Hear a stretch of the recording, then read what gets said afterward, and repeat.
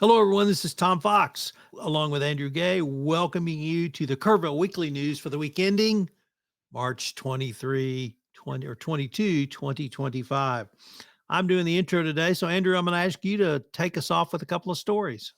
Sounds great, Tom. Glad to be here. So, first off, let's talk about the fundraiser that I went to this past week because they made an appearance at Rotary, I believe, Wednesday as well. Went to a luncheon Thursday at Shriner University for the Hill Country College Fund. This was one of my first more in depth exposure to the Hill Country College Fund. They, I believe, service about 750,000 in grants here locally in the Hill Country area annually. So it's a really big deal, and it was really nice to sit down with some folks that I know, friends, acquaintances, and just listen to some of their story and what they do here for the local communities. I would encourage anybody that doesn't know about the Hill Country College Fund to just give it a quick Google and check it out and see some of the work they're doing here in our backyard. So that was one story. The other story I wanted to mention, I don't know that we've talked about this on here yet, Tom, but KPUB, our local energy provider here in Kerrville, has been approved for a new power plant. And I had the privilege of going on Louis Amestoy's the Kerr County lead the other day with Mike Whitler, who's the sitting president of KPUB here. And I was able to sit once again and listen to him talk a little bit more in depth about what some of the details of this power plant. It's very interesting. I kind of had to learn a little bit about power sources and how rates work and some of that. But the long and short of it, from my understanding, is even though this gas powered plant is not going to be located here, it's going to basically subsidize our energy deficits when we need it.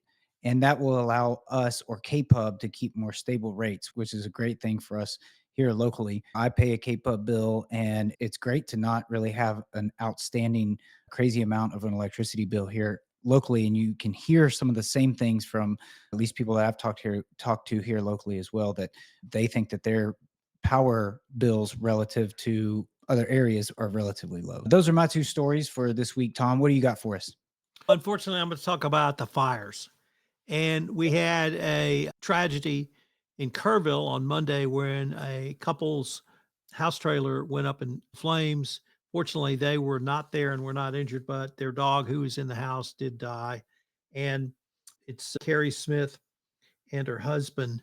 Keep them in your thoughts. I think Lewis actually had them on the lead. They're got a effort to raise some funds to help them relocate. And the biggest story, I think, in quite some time, certainly around fires, was the Crabapple fire, which broke out last Saturday north of Frederiksberg. This fire was driven literally by 50-mile-an-hour winds. We had a huge windstorm on Saturday. We had red flag warnings out. We had all of the local fire departments were fully mobilized and ready to go. Even here in Tierra Linda, our little fire department was out putting out little brush fires. But anyway, Crabapple took off.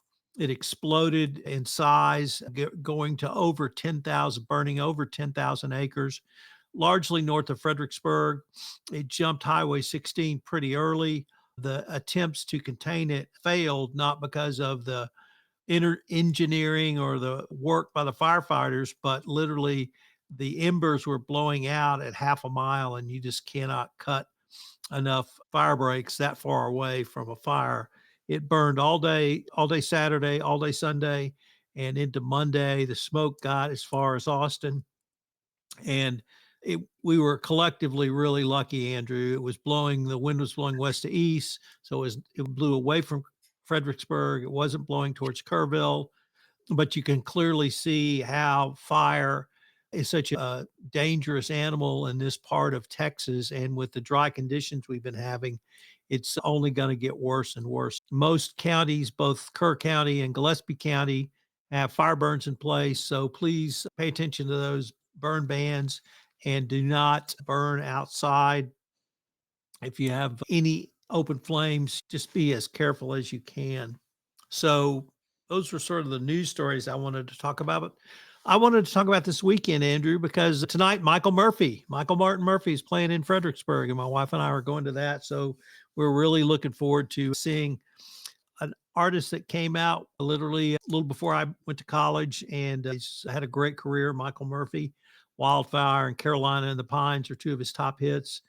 Also, And Lost in Yonkers, a we Neil both know Simon play. we both What? know someone that has a signed guitar by him, I believe. We've talked about that on the podcast before. You remember Daryl's guitar? Daryl knew him when he was Mike, Yes. and he was the house singer at a coffee shop in Dallas. I interviewed an author who hung out in coffee shops in Dallas in the early 60s. And Murphy played there as a teenager. And then, of course, Daryl knew him as Mike. He's got the signed guitar. He's a great Texas treasure. Also, I wanted to shout out to the VK Garage Theater. While the Caillou is closed for repairs, they're putting on Lost in Yonkers, one of the trilogy of Neil Simon's plays about his growing up in New York City and going to the army and then becoming a playwright. And so that's always a lot of fun, a great play if you're into theater. Also, get ready because the Museum of Western Art is gearing up for a variety of art workshops coming up.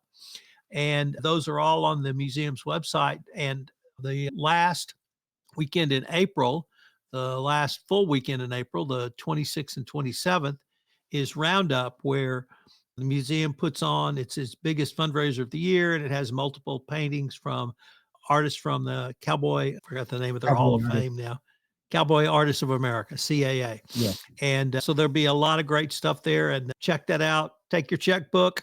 And so you can help out the Museum of Western Art.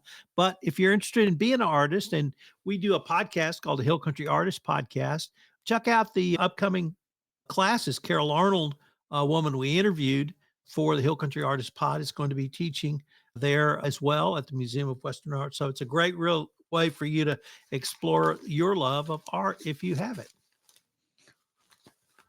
Wonderful. What Thank about you guys, Andrew? What are y'all doing this weekend? I don't think we are doing a whole lot just because it is not a secret that we are expecting a child at the end of May, a baby girl, and we have some baby shower details to attend to. Very important. So What we about will March Madness? honestly, Tom, since college, I've gotten further away from March Madness. I'll do the thing to where I won't really pay too much attention until it gets down to the Sweet 16, and then all of a sudden I'm interested. The final four this year is in San Antonio. Oh, very nice. Yeah. What Yeah, about you? You got anything going on for that? it just depends on who's in it. You any I got brackets or anything? Michigan and Michigan State. I suppose if U of H is in it, I'd be interested in that too, although I'm not a huge Cougar fan. But it'd be good to see the Cougars win one finally, if they get that far. But a lot of fun, a lot of basketball, a lot of camaraderie, a lot of brackets, a lot of $20 bills changing hands. Yeah. It's the full package. It's a financial investment at its finest. That was your comment, not mine. We do not give out financial advice on this podcast. Right. Let's just be clear. Yeah, that's right. All right, good All right, stuff. Andrew. Look, have a great weekend, and we look forward to visiting with you all next week on the Kerrville Weekly News. Thanks, Tom. See you next time.